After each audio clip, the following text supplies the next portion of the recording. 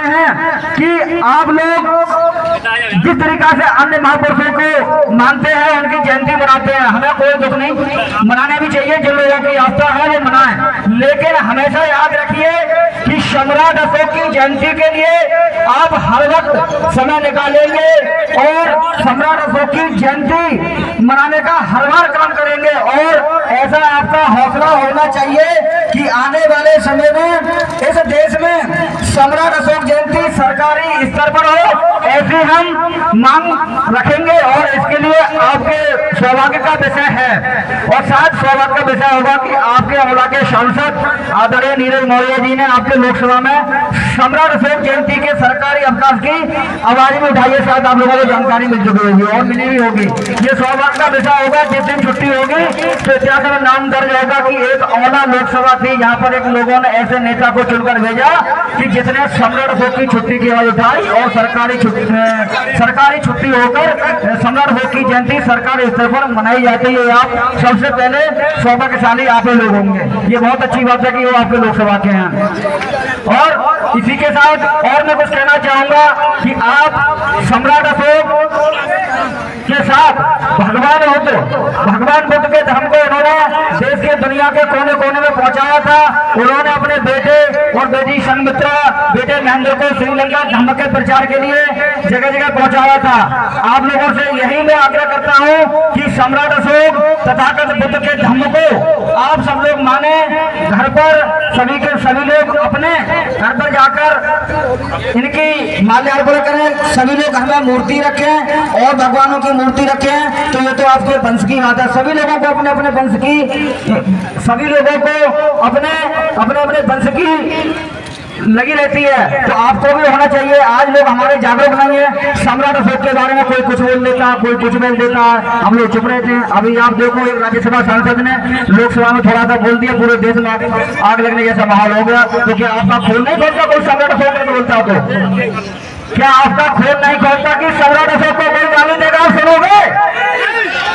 तो ये सोचने वाली बात है कि सम्राट अशोक को लोग गाली दे देते हैं, चंद्रगुप्त मौर्य को गाली देते रहे। अभी एक मैंने अखबार की न्यूज सुनी थी तो उसमें कह रहा था कि बौद्ध जगह देशद्रोही है और सम्राट अशोक खलनायक। आप बताओ सम्राट अशोक खलनायक है? आपको गालियां दी जा रही है, सुन रहा है, आपको पता ही नहीं है।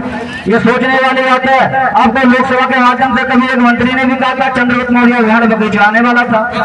जितने अखंड भारत को खंड करके भारत का निर्माण किया, उसको लोग लोकसभा में कह देते कि चंद्रगुप्त मौर्य भेड़ बकरी चलाने वाला था। और आपके झूठ नहीं लेंगी, आपको कोई भी गाली देकर चला जाता है। आपको ये सोचने का विषय है कि लोग हमारे महापुरुषों को गालियां देते हैं, हम सुनते रहते हैं।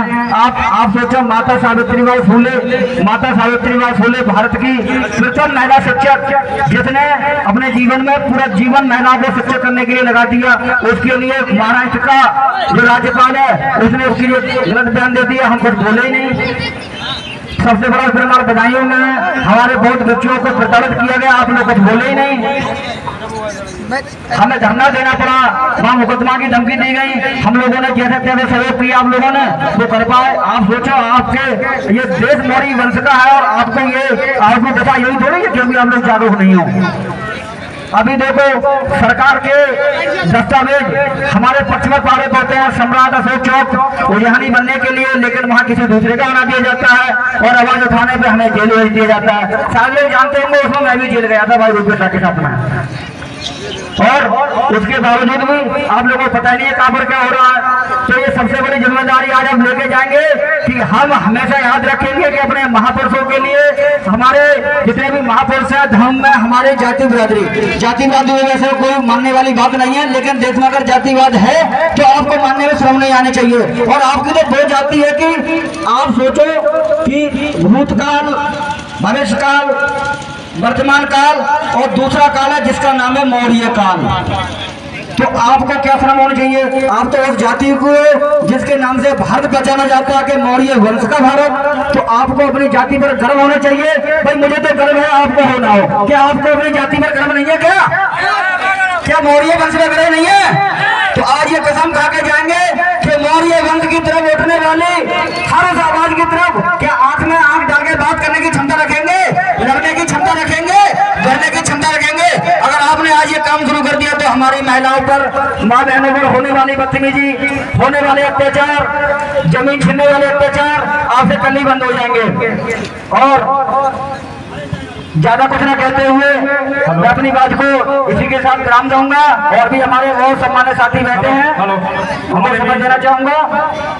और इसी के साथ सभी के लिए मेरी तरफ से नमो बुद्धाय, जय भीम, जय भारत, जय संविधान, नमो बुद्धाय।